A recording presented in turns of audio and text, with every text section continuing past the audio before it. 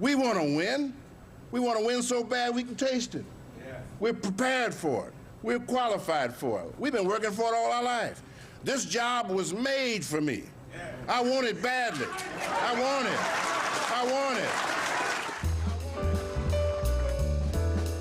On April 15, 1922, a boy is born in Chicago who would become one of the city's great leaders. If you look at the paper today said, Washington is the front runner. Well, we didn't need Verdoliak to tell us that. Harold Lee Washington was raised in Bronzeville on the city's south side. Bred for politics at an early age, following in the footsteps of his father, who served as a Democratic precinct captain in the city's 3rd Ward. He attended DuSable High School. In 1941, Washington was drafted into the military, serving the U.S. Air Force Engineers, graduating from Roosevelt University, and later earning his law degree from Northwestern Law School in 1952. Following his father's death in 1953, Washington would take on roles at City Hall before serving in both the Illinois House and Senate. We are known for spirited, antagonistic, almost vituperative primaries. What? And at the end, bodies are lying all over the landscape. And after it's all over, we pick ourselves up one at a time and join the leader and march on. I don't know why press is so surprised, because we're living up to our tradition as spirited fighters in Democratic primaries. So his first run at becoming Chicago's mayor in 1977 didn't work out, losing in the Democratic special primary to replace the late Richard J. Daley. But that didn't discourage him. Never backing down, he vowed to fight against the Democratic machine. Washington ran for Congress and won with 95% of the vote. So begins the multi-million-dollar mayoral campaign. I hereby declare my candidacy for mayor. Then he decided to make another run at City Hall, this time using a grassroots approach. Harold Washington won a tough Democratic primary against incumbent Mayor Jane Byrne and future Mayor Richard M. Daley. You want Harold? He then went on to win the general election, becoming Chicago's first black mayor, April 12, 1983. Well, here's Harold! Washington was reelected as mayor in 1987. But on November 25th of that year, the city was struck by tragedy. This afternoon, Mayor Harold Washington was pronounced dead. Mayor Harold Washington died of a heart attack while sitting at his desk in City Hall at the age of 65. You fought the good fight, Harold. You showed them big wards, big city, big mayor. You ran a good race, the strongest last leg we've ever seen. Thank you very much. I'll see you in the morning, buddy. We will not let you down.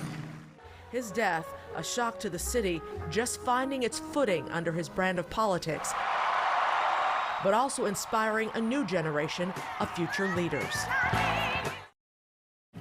Panel, what do you think Harold Washington would say about his city today? You know, I don't think he would be surprised about some of the difficulties facing the city. I think he'd be surprised about the election of Barack Obama, for example, but not the problems that we see on a day-by-day basis, the crime in the community, the seniors and the young people having problems. I think he would be ready to put his shoulder to the wheel, to be a part of the solution, but he wouldn't be wringing his hands wondering why this happened. I just think that he knew that government had the responsibility of responding to the problems, not, quote unquote, walking around saying that everything is perfect.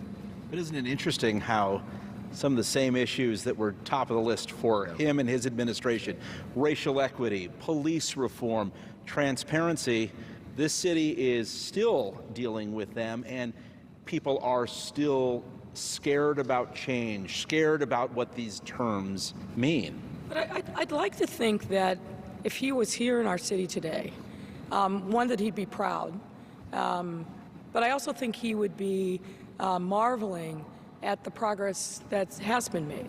And again, I will attribute me sitting where I sit to the fights that he fought and the vision that he had. And Judd has said it a number of times.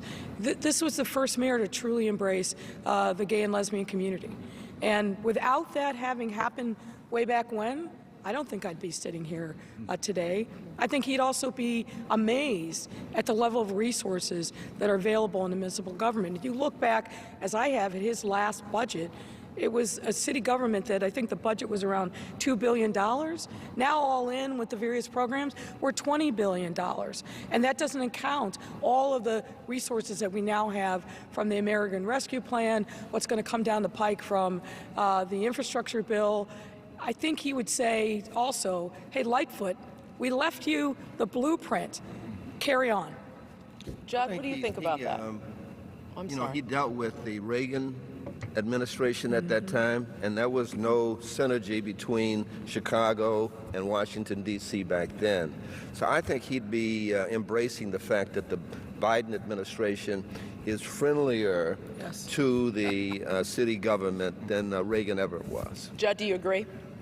Oh, sure, but we had no resources. I mean, it was understatement. To try to balance our budget or deal with our financial problems was just impossible. We were getting no help from federal government. We got no help from the state. We used to joke that if they could, they would have taken the lakefront and assigned it to another part of the state.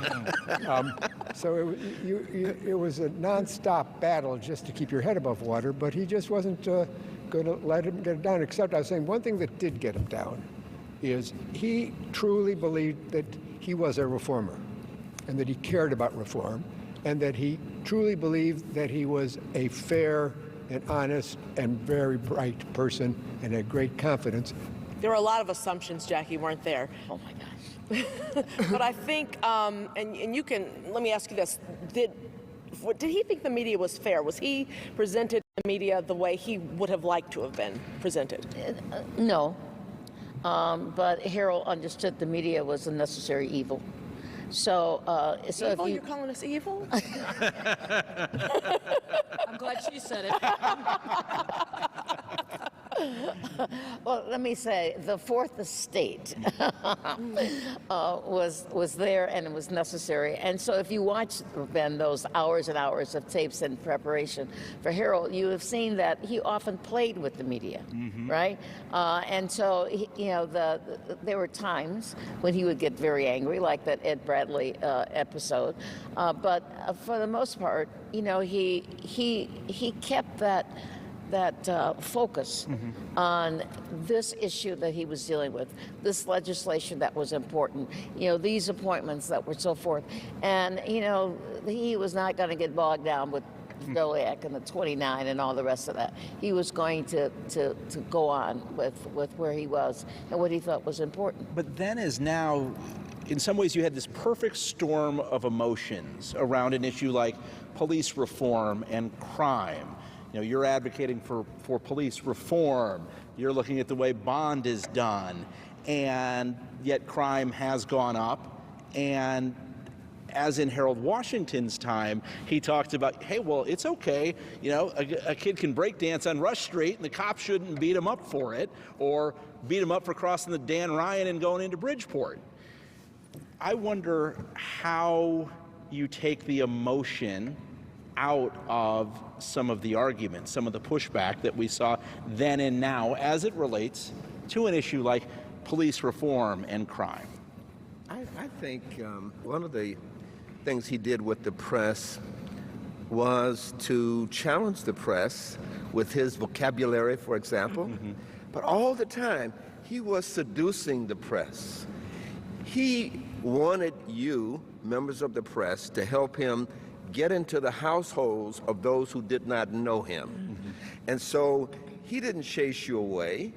He welcomed you to come and try to listen to what he was trying to provide to everyone. So I don't think his relationship with the press was antagonistic. I think it was one that allowed him to accomplish what he was trying to accomplish, and that is, forget about the vibrato, forget about the racial tinge, let me serve you as your mayor. And he wanted that to get across.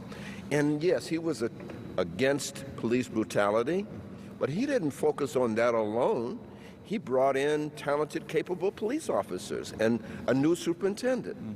He found a way, and the mayor mentioned this, he found a way to help economic development reduce the burden. For example, the first TIFs came from Chicago, where, yeah, the tax money came back into the community to help the community and thereby ultimately reduce the tax burden. He was smart, he was wise, and he was sophisticated in the way he dealt with the press. And he didn't, I won't say he loved you, but I would say he was your partner. You may not have known it, but he was your partner. He seduced us. That he did. Yeah, that he that did. part. Oh, Mayor Lightfoot, what do you take from his legacy? Oh, there's so many things. I think that the biggest thing is his vision for a better Chicago. He loved the city. I mean, there's no ifs, ands, or buts about it. And he really was very focused on uniting the city. Coming out of not only a bruising 1983 campaign, and 1987 wasn't a cakewalk either, but going back even further, this was a man who broke from the regular Democratic Party, many of the allies that he had across the city. And I've learned a lot, for example, from former Alderman Marty Oberman, who's talked to me a lot about Harold's vision and real interest in breaking outside of majority black and brown neighborhoods into the north side and galvanizing relationships there. He understood that we couldn't move forward as a city unless we were doing it together, and I think that's one of the critical parts of his legacy. This has been a lively and robust discussion. I hope you enjoyed it as much as we enjoyed it. Thank you for joining us. Coming up, some final thoughts as we continue to celebrate the life and legacy of the People's Mayor.